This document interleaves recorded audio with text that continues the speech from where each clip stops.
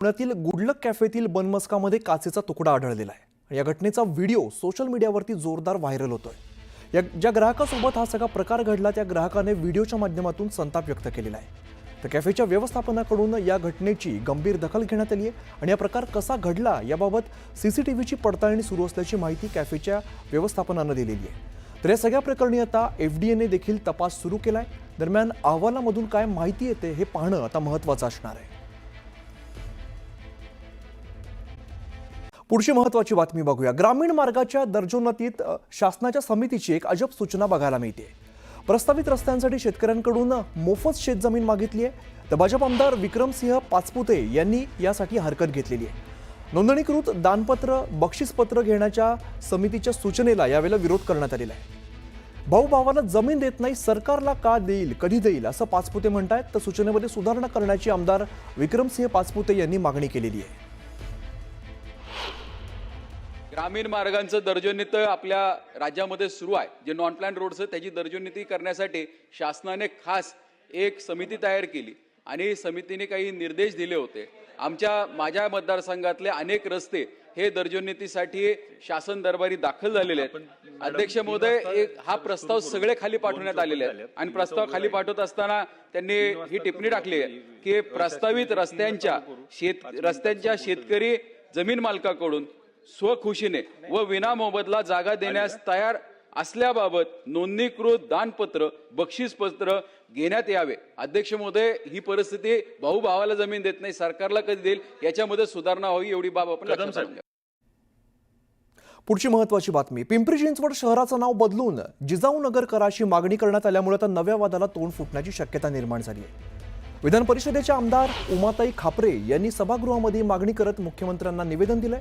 तर शहराची ऐतिहासिक ओळख आणि महत्त्व लक्षात घेऊन शहराच्या नावामध्ये बदल करावा असं म्हणत त्यांनी ही मागणी केलेली आहे। मात्र पिंपरी चिंचवड शहराचं नाव जागतिक पातळीवरती पोहोचलं असून अशा स्वरूपाचे बदल केल्यास शहराची ओळख पुसली जाईल असं अनेक सामाजिक कार्यकर्त्यांचं म्हणणं आहे। त्यामुळे आता पिंपरी चिंचवड शहराच्या नामकरणाचा वाद निर्माण होण्याची शक्यता निर्माण झाली आहे। शिवभूमी पुणे जिल्ह्यातील पिंपरी चिंचवड शहराचे नाव राजमाता जिजाऊ नगर करण्यात यावे अशी मी मागणी करत आहे। तसंच शक्तिभक्ती प्रतिष्ठान व इतर समाजाच्या वतीने सुद्धा ही मागणी होत आहे। पिंपरी चिंचवड शहराला PCMC असं इंग्रजीमध्ये म्हटलं जातं। तर त्यामुळे शहरात पिंपरी चिंचवड व भोसरी अशी 3 गावे मिळून शहर आहे। भोसरी हे भोज राजाचे संस्थान असल्याचा दाखलाही इतिहासामध्ये उपलब्ध आहे। ऐतिहासिक महत्त्व असल्याने पिंपरी चिंचवड शहर परिसरात राजमाता जिजाऊंचे नाव द्यावे।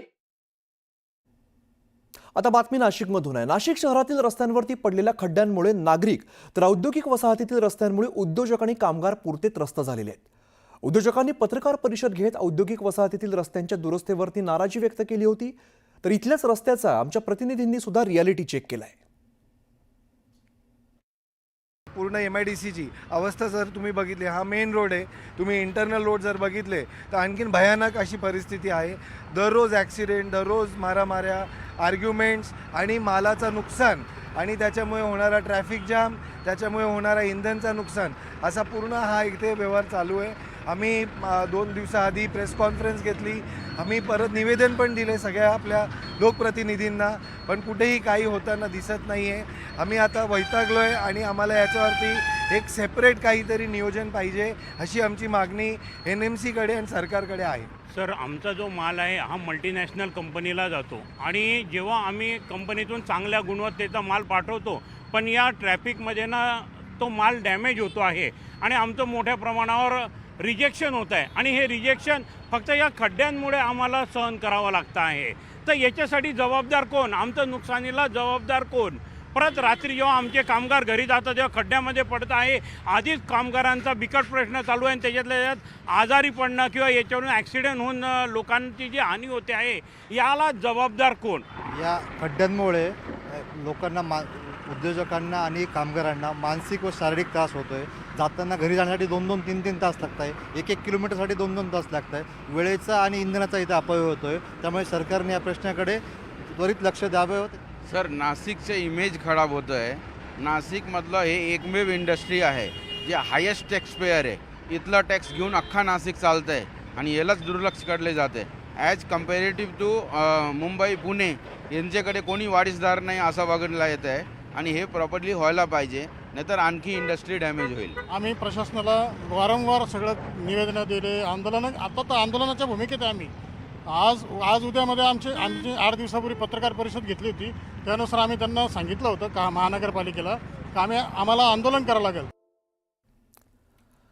पुढची एक महत्त्वाची बातमी ते नागपूर प्रकरणामध्ये फहीम खानला सत्र न्यायालयाकडून जामीन मंजूर करण्यात आलेला आहे. फहीम खानला 1 लाखांच्या जात मुचलक्यावरती जामीन मंजूर झालाय. हिंसाचार प्रकरणातील मास्टर माइंड असल्याचा त्याच्यावरती आरोप आहे. फहीम खान सोमवार नंतर कारागृहातून बाहेर येण्याची शक्यता आहे. दरम्यान संपूर्ण चौकशी होऊन पोलिसांनी दोषारोपपत्र दाखल केलेलं आहे. गणेशपेठ पोलीस स्टेशन यांच्यामार्फत जो देशद्रोहाचा गुन्हा दाखल झालेला होता तर त्यामध्ये जामीन मंजूर केलेला आहे. 1 लाख रुपये जात मुचलका तसेच मंगळवार व शुक्रवार गणेशपेठ पोलीस स्टेशन यांच्यापुढे हजेरी व ट्रायल कोर्ट यांना कॉपरेट करण्याच्या कंडिशनवर फहीम खान यांना बेल मंजूर झालेली आहे.